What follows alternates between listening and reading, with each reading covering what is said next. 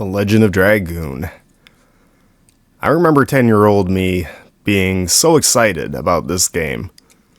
Every day at school I would talk with one of my friends who also had it, and we would, compare notes about different parts that we were getting stuck on, and kind of working together to make our way through the story. And rushing home up the stairs after school to get in as much time as I possibly could before being forced into doing homework and, things like going to bed. I think it still stands as my favorite RPG of all time. I still own the PS1 copy. I still own a PS2. The only thing that I've really been lacking lately to play it any is a TV old enough to have the 3 plugs in it, since HDMI became the big standard. So what happened to The Legend of Dragoon?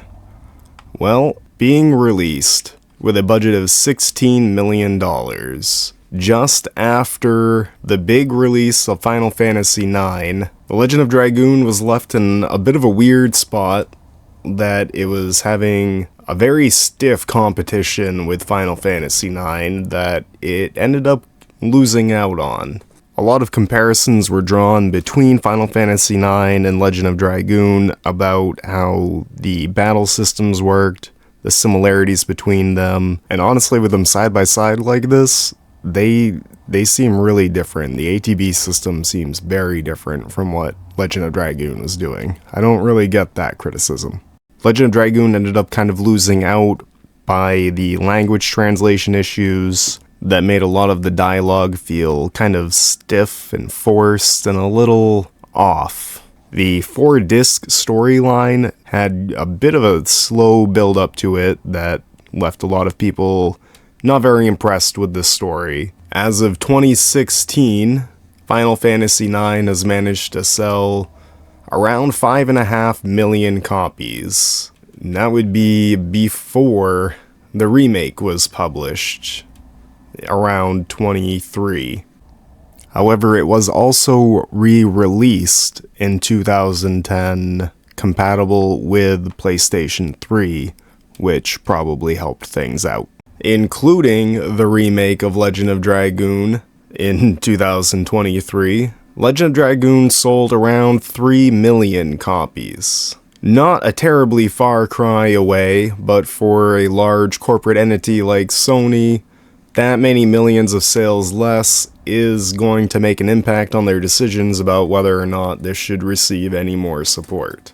I feel like that's fairly obvious to see with the titles that they have continued to create series with and how many millions of copies they sell. They are the clear winner.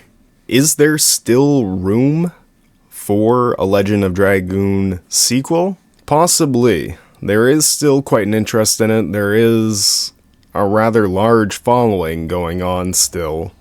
Around 2 million people that still enjoyed The Legend of Dragoon. That would likely, all, myself included, really appreciate to see a sequel. How likely is it for that to happen? Honestly, the chances don't feel great. With a $16 million budget in 1999, translating to around $30 million now, even with the remake sales, whatever they would have had to spend to create the remake, it's not likely they would have broken even on. That does not make a large corporate entity want to put more money into something that they're going to take a loss on. I don't feel like we will see a sequel for The Legend of Dragoon from Sony.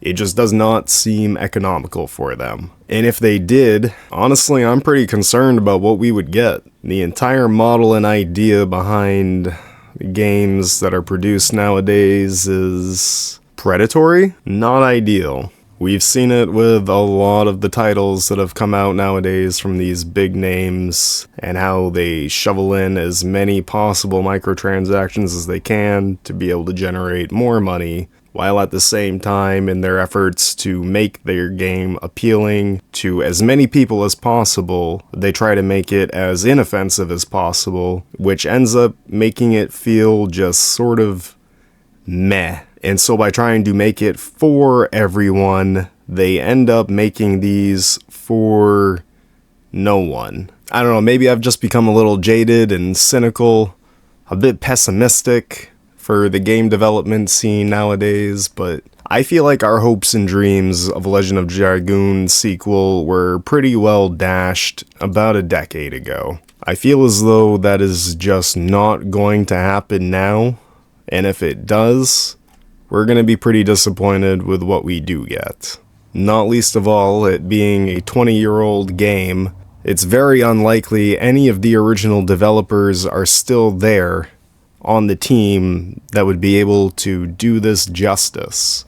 The team still exists. Team Asobi is still affiliated with Sony out of Japan, but as I said, the likelihood of any of the core original team being there still is slim to none. Maybe a couple of the people, but not enough of the team. It would be a new team creating an old story. So it really could go either way, but I just don't see Sony giving them the leash to make a more honest sequel that we've been wanting to see all of this time. I feel as though that is just not going to happen anymore. The only way this would really be possible, as I see it, is if someone was to get the rights for it from Sony. It would have to be another very passionate team, not affiliated with Sony. They would have to buy the rights, which I could only imagine would still be millions of dollars, on top of any development costs. I feel like it's safe to say that Legend of Dragoon has gone inside of the Sony vault. We got a remake. We should be appreciative of that. But the likelihood of us getting the sequel that we have wanted for 2 decades isn't there. Not the one we wanted. Alright, so it kinda bombed, it didn't do well, it was overshadowed by a lot of other very big titles coming out around the same time. It had a bit of a cult following that grew over time. What is the point of all of this? What are we getting at here? I don't know. There wasn't really a point. This is just something I've been thinking about a lot more than I really probably should have lately. Stuff has been happening here at home with our lives, and we just recently got a TV that's just kind of hanging out now that has those plugs, and it's been starting to make me think about it more and more lately. And I guess for a long time I was really disappointed to not get a sequel to the story, to get more of the story. And it really bothered me for so long. And I don't know, maybe this was just like my way of reaching that acceptance that it's just not gonna happen. And that's okay. I mean, like I said, it probably would be a bit disappointing and a letdown for us. It wouldn't be like what we wanted or we remembered or things like that. But nothing possibly could. And I guess that's kind of the beautiful thing about these memories we have. They're special things locked inside our minds forever. That can't be taken away from us like most of the other digital products we get now. We have those perpetually, and that's okay. It's okay if we never get a sequel. Not every story needs to go on forever. Sometimes that makes the story so much better. Well, it really is what makes a story a story. It ends. We get a sense of closure that the story has finished. In a lot of ways, it's probably nicer to have a series just end conclusively with closure instead of going on for decades and never actually reaching the end of this story. I love stories. I love to read. I love D&D. I love the story that happens. I hate when the story is over. And that's probably what bothers me the most. But in a way, that's what makes the story good. Maybe that really is what The Legend of Dragoon needed, was to just be able to end. And not span off more sequels.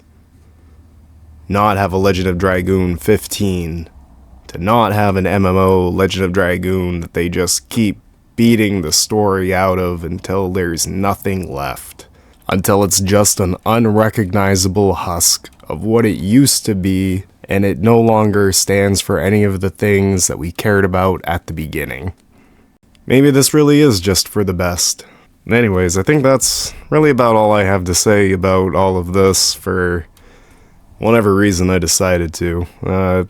Thank you very much for listening to me ramble about a game about as old as I am. Thank you so very much for your time today. I really appreciate it. I hope you see you in the next one of, whatever video game thing related object idea we do here. Until that time, take care everyone.